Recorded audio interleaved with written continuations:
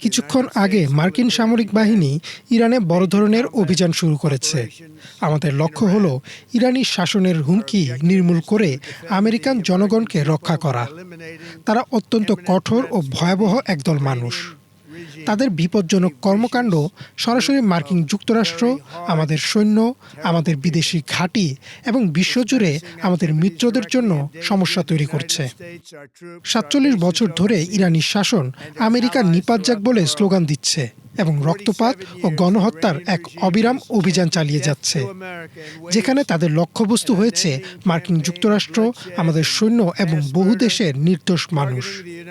এই শাসনের প্রথম কাজগুলোর মধ্যে একটি ছিল তেহরানে মার্কিন দূতাবাসে সহিংস দখলদারিত্বে সহায়তা করা এবং ৪৪৪ দিন ধরে কয়েক ডজন আমেরিকানকে জিম্মি করে রাখা।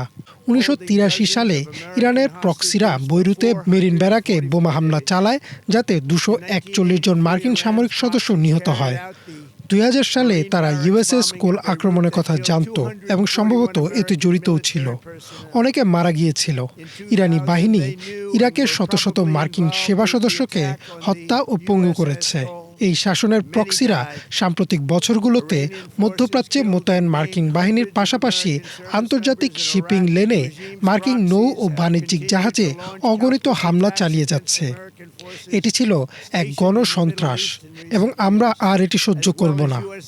লেবানন থেকে ইয়েমেন এবং সিরিয়া থেকে ইরাক পর্যন্ত এই শাসন এমন সব সন্ত্রাসী মিলিশিয়াদের অস্ত্র, প্রশিক্ষণ এবং অর্থায়ন করেছে যারা এই ধরিত্রীকে রক্ত ও মগজ দিয়ে ভিজিয়ে দিয়েছে।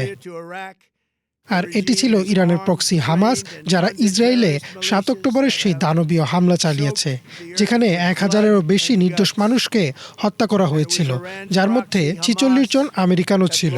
সেই সাথে আমাদের ১২ জন নাগরিককে জিম্মি করা হয়েছিল। এটি ছিল অত্যন্ত নৃশংস, যা পৃথিবী আগে কখনো দেখেনি। ইরান হলো বিশ্বের ১ নম্বর রাষ্ট্রীয় সন্ত্রাসবাদের পৃষ্ঠপোষক এবং সম্প্রতি তারা রাস্তায় প্রতিবাদ করার সময় তাদের নিজ দেশের হাজার হাজার নাগরিককে হত্যা করেছে। মার্কিন যুক্তরাষ্ট্রের, বিশেষ করে আমাদের প্রশাসনের নীতি সবসময় এটাই ছিল যে এই সন্ত্রাসী শাসনের কাছে কখনোই পারমাণবিক অস্ত্র থাকতে পারবে না। আমি আবারও বলছি, তাদের কাছে কখনোই পারমাণবিক অস্ত্র থাকতে পারবে না। এই কারণেই গত জুনে অপারেশন মিডনাইট হ্যামারের মাধ্যমে আমরা ফোর্ডো, নাতাঞ্জ এবং ইস্পাহানে এই শাসনের পারমাণবিক কর্মসূচি ধ্বংস করে দিয়েছি। এইসব কারণে মার্কিন সামরিক বাহিনী এই অত্যন্ত দুষ্টু, উগ্র স্বৈরাচারকে আমেরিকা এবং আমাদের মূল জাতীয় নিরাপত্তার স্বার্থের জন্য হুমকি হওয়া থেকে বিরত রাখতে একটি বিশাল ও চলমান অভিযান পরিচালনা করছে। আমরা তাদের ক্ষেপণাস্ত্র ধ্বংস করতে যাচ্ছি এবং তাদের ক্ষেপণাস্ত্র শিল্পকে মাটির সাথে মিশিয়ে দেব। এটি আবারও সম্পূর্ণভাবে নির্মূল করা হবে। আমরা তাদের নৌবাহিনীকে নিশ্চিহ্ন করতে যাচ্ছি।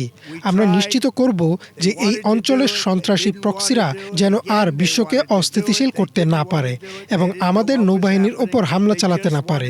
তারা যেন আর তাদের আইডি বা রাস্তার ধারে বোমা ব্যবহার করতে না পারে, যা হাজার হাজার মানুষকে মারাত্মকভাবে আহত ও হত্যা করে। এবং আমরা নিশ্চিত করব যে ইরান যেন কোনো পারমাণবিক অস্ত্র না পায়।